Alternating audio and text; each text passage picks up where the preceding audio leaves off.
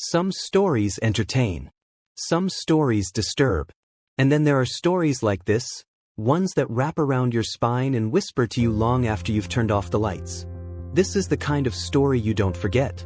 And it all begins with a knock. At exactly 3:17 in the morning. In 2012, Elise Campbell left everything behind. Her marriage, her career, her identity, and moved into a lonely farmhouse deep in the woods of northern Maine. To the outside world, she wanted quiet, time to heal. But the truth was she was running. From memories. From guilt. From something no one else could see. The house was older than she expected. Built in the 1800s. Its bones creaked. Its windows stared. It came with no neighbors, no internet, no distractions, just acres of forest, a well out back, and an old chicken coop left by the previous owner. For the first few weeks, it was peaceful. The kind of eerie peace that makes your skin hum. Elise spent her days fixing up the place and her nights reading mystery novels by the fireplace. But the woods never felt still.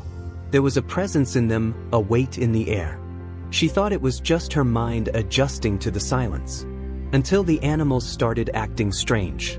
At night, the chickens would squawk violently, clawing at their coop, as if something unseen had gotten inside. She inspected it each morning. No holes. No signs of predators. But one morning, one of the hens was gone. No blood. No feathers. Just gone. Then came the footsteps. Slow. Measured. Always circling the house around 3 a.m. At first, Elise thought it might be deer or raccoons. But these were deliberate, like someone was walking barefoot just outside her bedroom window. She stopped sleeping. One night, standing in the kitchen, she caught it. A faint flicker of light, deep in the forest. Like someone holding a candle. It blinked once, then disappeared. She stared into the trees until dawn. Then came the knocking. 3 soft knocks. At exactly 3:17 a.m. The first time, she froze. The sound was real. Too precise. She waited. No more came. The second night, she crept toward the door, holding a flashlight like a weapon. Same time. Same sound. 3 knocks. But when she opened the door, nothing. No one. Just a cold breeze and fog curling along the porch floorboards. But then she saw it. A porcelain doll. Well, unmoving. It wore a faded red dress with a tear along the hem. Its painted eyes were chipped, but felt too lifelike. It hadn't been there before. She didn't touch it. She backed inside and locked every door and window. By morning, the doll had vanished. She tried to tell herself it was a prank. But deep down, Elise knew something had followed her here. The next night, there was no knocking. Only whispers. At first, muffled. Distant. Then louder. Closer. Coming from beneath the floorboards. She pressed her ear to the wood and heard it. "I see you." A child's voice. Measured. Not playful. Not human. She tore up the floor that night. Splinters tore her palms. She bled. And found something she wasn't meant to find. A wooden box. Covered in claw marks. Inside were photographs. Dozens of them. Black and white. Curled with age. Each showed a child holding that same porcelain doll. Every child's eyes were violently scratched out. On the back of each photo, a name and a date. Every date was exactly 10 years apart. The final photo chilled her blood. It showed her. Elise, March 3, 2022. Exactly 10 years from the day she moved in. She ran. That night. Left everything behind. She didn't pack. Didn't look back.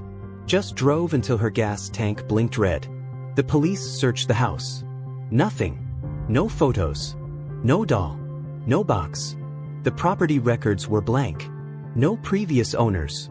No sales history. It was like the house had never legally existed.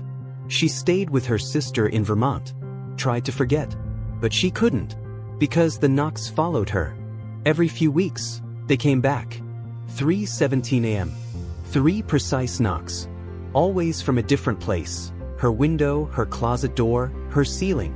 Once, she opened her kitchen drawer to find the doll sitting inside. She screamed.